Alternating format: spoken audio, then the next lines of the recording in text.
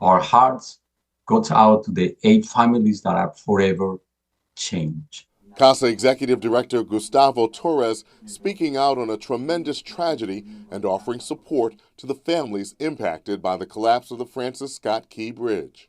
These construction workers are absolutely essential. They work on the night shifts to repair a bridge that 30,000 people and cars use every day.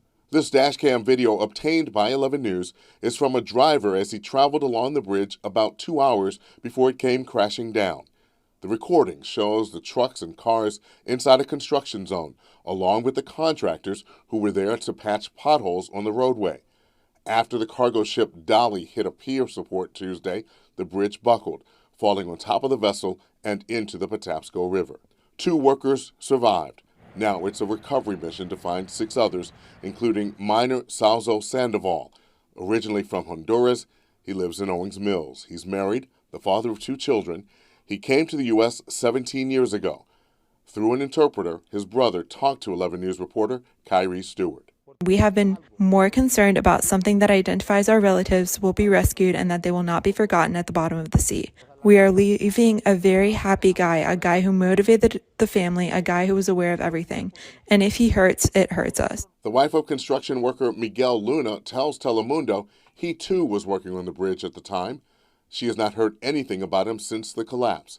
He has 3 children. Originally from El Salvador, he has lived in Maryland for more than 19 years. We know that they were hard workers. We know that they love soccer. We know that they love, their families and the community. We know that they were, both of them, extraordinary human beings. The top priority for me right now is still the recovery. We've got to bring these families closure.